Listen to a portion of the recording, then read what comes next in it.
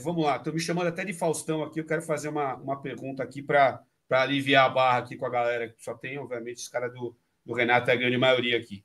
Renato, tem uma frase bíblica que diz que os humilhados serão exaltados, né? Em 2017, o senhor Jamie Dimon, presidente do JP Morgan, falou que o Bitcoin era uma fraude, em 2017. 8 anos depois, ontem, o JP Morgan, cujo presidente ainda, o seu Jamie Dimon, passou a aceitar Bitcoin como colateral de empréstimo. Com certeza o Bruno viu isso, né? Qual a sua análise disso? Só um detalhe aqui para quem não sabe, eu fui pesquisar aqui. 8 anos atrás, um Bitcoin custava $4.300. Hoje, acho que está quase 120, né? Ou seja, 27 vezes mais. E o Jamie Dimon, que deve ser assessor de investimento também, deve ser, né? O economista, falou em 2017 que não valia nada. O que você acha disso e qual é a sua avaliação dessa história toda aí? E o que está bombando mais no mundo agora, além de Bitcoin Treasury Companies, essas companhias de tesouraria de Bitcoin, como a Melius e a Orange, e o ETF de Bitcoin também está engolindo tudo, captando mais do que o ouro já captou em 10 anos, são essas soluções de colateralizado. Tem aplicativo dos Estados Unidos hoje, que você faz um mortgage de sua casa, que você bota até 50%, 60% do equity de sua casa em Bitcoin. Tá dando... O áudio tá bom para vocês? Vocês estão me ouvindo bem? É isso. Tem aplicativos que você bota 50%, 60% do equity de sua casa em Bitcoin, sem pagar fund nenhum. Contrato de 20 anos. E o que o Bitcoin subir, você fica com metade. E se cair, você paga o que caiu e sai na hora que você quiser. Imagine você poder se expor a Bitcoin, 50%, 40% de sua casa, sem sair de casa. Daqui a 10 ou 20 anos, a tendência é que você tenha várias casas, não é isso? Tem vários. É isso. O cara aceitar um ativo como garantia não significa que ele está disposto a se expor, mas apenas e somente que ele é mais líquido. O Bitcoin é uma melhor garantia do que qualquer ação do mundo, porque ele é negociado 24/7. Ele é o único ativo do mundo que você consegue transportar domingo de noite, dia de Natal de noite, transformar na moeda que você quiser do mundo em 20 minutos, não é isso? Tem algum outro ativo que você consiga em domingo de noite vender a ação do Brasil e mandar para o Japão ou mandar para outro país, que não ser dia útil? Ele é o único ativo, é por isso que o Bitcoin sempre vai variar mais do que as outras coisas. Ele tende a ser mais volátil, porque ele é mais líquido. E além disso, o Bitcoin é mais líquido porque a alavancagem dele é menos regulada. Uma pessoa qualquer, sem KSI, alavanca Bitcoin 100, 200, 300 vezes. Isso compete com o Tigrinho. Se eu fosse viciado em aposta, eu preferia apostar na alavancagem do Bitcoin do que no Tigrinho, né? Que as odds são piores do que 50-50, né? É isso. Tipo, ele aceitar Bitcoin como garantia não significa se expor a Bitcoin. É só o reconhecimento da liquidez e da facilidade de liquidação dele, não é isso? O senhor também O que você acha disso, Bruno? O que você acha dessa notícia? Professor Bruno, você aceitaria como garantia vários bens que você não se exporia, mas que você reconhece que eles são líquidos, não é isso? Como é que é? O senhor também aceitaria como garantia bens que você nunca quer ter, mas que você reconhece que eles são líquidos. Você quer ter ações da Petrobras? Não. Mas se o cara tiver uma quantidade brutal de ações da Petrobras e deixar em garantia no contrato, você aceita que você sabe alguma coisa que você vende com facilidade, não é isso? Ou não? Sim, sim. Agora você não vai querer ter milhões de ações da Petrobras. Agora é melhor ter milhões de ações da Petrobras como garantia do que nada, não é isso? Não, sem dúvida nenhuma. Até porque o que é mais líquido é o mais próximo do dinheiro. Isso pode ser facilmente convertido. E se ele perder a liquidez, chamada de margem, vai dizer, ó, velho, mais, não é isso ou não? Sim, concordo 100%. E qual foi a sua pergunta para mim, Alfredo?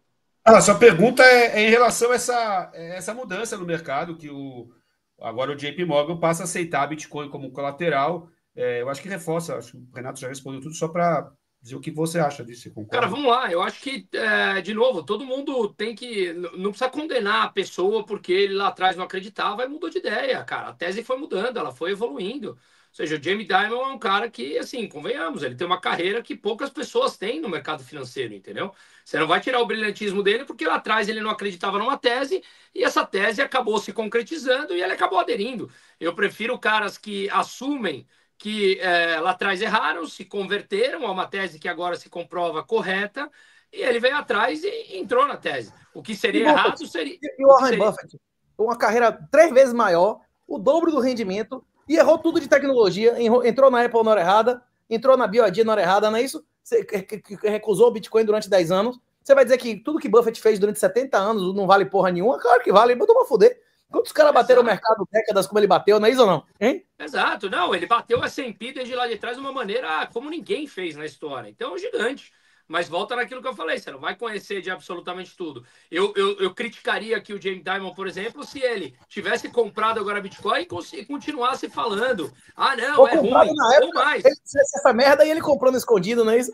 Exato, exatamente. Mas não, se ele agora assumiu, cara, quem de nós não erra, entendeu? Quem de nós não erra consistentemente? Eu acho que assumir o erro, cara, faz parte da maturidade e uma hombridade, né? Então, se ele está fazendo isso, eu acho que a tese já passou do correto, né? Ou seja, já se demonstrou. Você pega, por exemplo, a Strategy agora, que está com caixa gigantesco em Bitcoin. Ou você pega países fazendo reserva em Bitcoin. Você pega aqui no Brasil, a Melius, por exemplo, é uma empresa que tem mais Bitcoin no seu caixa, né? Então, a tese está se comprovando, está acontecendo, né? Preciso confessar aqui também que eu montei minha empresa de investimentos em 2014, em 2012 eu era superintendente de uma corretora e passou Bitcoin lá na nossa mão, lá passou esse papo de Bitcoin, tivemos reuniões com gente falando sobre Bitcoins e eu lembro que eu saí da reunião e falei, se fosse comprar, me custava acho que perto de $100 lá, Renato, acho que 2012 era alguma coisa perto de $100. Eu lembro que eu acho que foi quando você comprou, se não me engano, você conta a história. Eu sou 2015, então. Passou em 2012 na nossa mão. E eu falei, se eu for comprar essa merda, eu vou comprar logo 100. Mas não vou perder meu tempo, porque isso aí é conversa fiada, isso é pirâmide. É por achar que era muito bom para ser verdade. Já imaginou fui comprar agora em 2023 para 24. Tá? Não tô infeliz ainda. Minha meta é ter uma Bitcoin alguma vez na vida. Eu acho que esse é um número mágico. Aí você ter uma é um número mágico. Não sei. Uma boa meta nessa década é o Bitcoin bater o market cap do ouro. Nunca haverão menos de 11 quilos de ouro para cada Bitcoin. E a tendência é que esse número aumente porque a inflação do ouro é maior do que a do Bitcoin. Então, você ter um Bitcoin inteiro é como você ter 11 quilos de ouro. E 11 quilos de ouro que aumentaria o peso com o tempo, não é isso? Tem muita gente que acha que isso não é riqueza. Quanto é que tá o grama de ouro? 600 conto? 11 quilos de ouro seria 6,6 milhões de reais, não é isso? Pois é, eu acho que isso é uma boa meta para o próximo ciclo. Esse ciclo eu acho que não bate, não. Mas daqui para 2030, 2032, é realista, né? Se ele continuar subindo aí. E a tendência, o ouro também está sendo pesadamente demonetizado, né? Quando você compra e vende ouro, você não gasta 0,1%, 0,2%, você gasta 5%, 10%, né? É um deságio absurdo, né? E em relação ao ouro que vocês comentaram, eu nunca me exporia em ouro como commodity. Eu compraria a coisa que une a arte e o colecionável a ouro, que é a numismática. É igual eu lhe dar uma barra de ouro e uma moeda com um brasão imperial? É uma outra coisa, não é isso? Ele é de ouro, mas ele tem uma coisa que pode ter um valor, inclusive, maior do que o próprio ouro, não é isso? Que é a prova, que ele é uma prova física da história da humanidade, não é isso? Quando você dá uma moeda de $20 de ouro, você diz assim, você pode provar ele, se for uma moeda do Velho Oeste, ou década de 20, 30, você dizendo aqui, ó, essa foi a definição de dólar durante 80 anos na história dos Estados Unidos. Hoje em dia é mais de $2.000, não é isso? Não tem uma moeda de $20 do Velho Oeste? Porra, não é um presente do caralho, mesmo que você pague 10 ou 20% de ágio, né? E é uma coisa que mesmo que o ouro vire pó, uma porra dessa nunca vai virar pó, porque ele é uma prova física da história da humanidade. Sempre pessoas vão querer ter uma moeda do Velho Oeste, não é isso? Com certeza. Deixa eu fazer a próxima pergunta aqui. É uma coisa que a gente do mercado de gestão de investimentos tem vivido cada vez mais. Eu nunca conversei com o Bruno sobre isso. Queria saber a opinião dele também. Como vocês estão vendo esse movimento de tokenização de ativos? Então, a gente está tokenizando tudo hoje. Na economia, tem cada vez mais coisas tokenizadas. E a gente está tendo acesso agora, os investidores, à renda fixa tokenizada. Então, consórcio, antecipação de consórcio tokenizado, uma série de empréstimos tokenizados, é um movimento peer-to-peer, que eles chamam, né? Peer-to-peer, que está cada vez mais em voga no mercado, cada vez mais gente investindo nisso. E isso, inclusive, Bruno, tem afetado o monopólio da B3, né? A gente adoro o pessoal da B3 lá, mas a gente só tem uma bolsa no Brasil, e a gente tem cada vez mais gente investindo através de corretoras de criptoativos e consumindo ativos tokenizados. O que você, Renato, acha disso? O que você, Bruno, primeiro Renato, a gente está... Ativos tokenizados, Renato. Tá no mudo. Tava no mudo. Eu acredito que em 10 anos vai ter muito mais stable reais negociadas do que reais físicos. Em 5 anos. O objetivo do Banco Central é acabar real físico em 3 anos. A primeira coisa que está sendo tokenizada são os reais. Os dólares, por exemplo, tem documentos do governo americano reconhecendo que 80% do comércio entre a China e a Rússia está sendo através de stable dólares. Ele pode parar isso a qualquer momento, só que ele parar, ele vai acabar com o principal comprador atualmente de título americano, que é o Tether, né?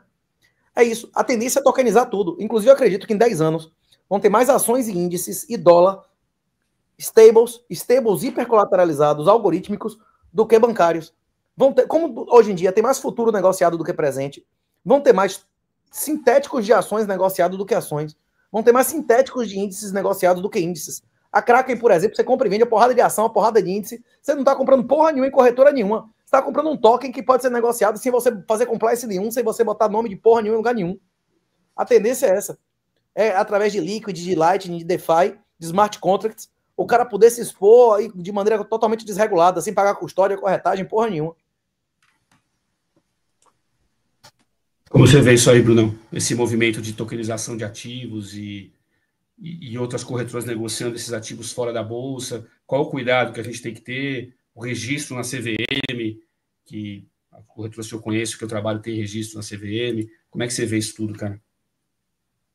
Cara, eu sou amplamente a favor do mercado aberto e da total concorrência. E eu acho que uma coisa que é inevitável que a gente discuta é o avanço da tecnologia. Ainda mais se ela vier, quanto mais descentralizada ela vem, até melhor. Claro que é uma eterna discussão entre, olha, um Bitcoin ou uma stablecoin. Claro que uma você continua subordinada ao próprio Banco Central, a emissão do Banco Central. A outra seria algo mais descentralizado. Mas, como disse Hayek no livro A Desestatização da Moeda, não teria problema que existisse uma moeda estatal, desde que as moedas privadas pudessem concorrer com elas de maneira aberta e o público escolhesse qual é a moeda em que as pessoas optariam por demandar. E aquela moeda que tem pouca ou nenhuma demanda será naturalmente inflacionada e acabando sendo deixada de lado pelo próprio público. Mas é inevitável que você entenda, que você veja que a tokenização é uma tecnologia que eu acho que veio para ficar. Veja, na nossa geração de todos nós aqui, nós éramos acostumados a reconhecer firma em cartório. Nós, em corretora, abríamos conta com calhamaço de folha para reconhecer firma em cartório até pouquíssimo tempo atrás, né? Olhando historicamente. Hoje você pode simplesmente aceitar um contrato, assinar um contrato digitalmente. Da mesma maneira, isso você pode fazer, ao invés de ir num cartório e pagar uma taxa absurda para um burocrata ir lá e carimbar o teu documento para fazer uma transferência, atestar essa transferência, você consegue tokenizar esse tipo de coisa. Ou seja, nada mais é do que transformar em digital um contrato de compra e venda. Então, isso facilita, isso desburocratiza, isso barateia e isso, em certo grau, enfatiza e dá mais poder no contrato entre as partes privadas envolvidas. Então, isso para mim é extremamente favorável. Agora, claro, é óbvio que o governo também se aproveitará desse tipo de coisa e tentará centralizar o máximo da tokenização na mão dele. Mas eu amplamente acho que a tecnologia ela é tão descentralizada que tentar freá-la por completo é como represar a água de um rio. Ela vai demorar o processo mais para ela fugir, mas ela acha meios de escapar. Então, eu acho que nós estamos num momento onde a gente tem como aliado a própria tecnologia descentralizada para mostrar às pessoas que ela não precisa daquelas entidades monopolistas, burocráticas e estatais para solucionar problemas nas suas vidas.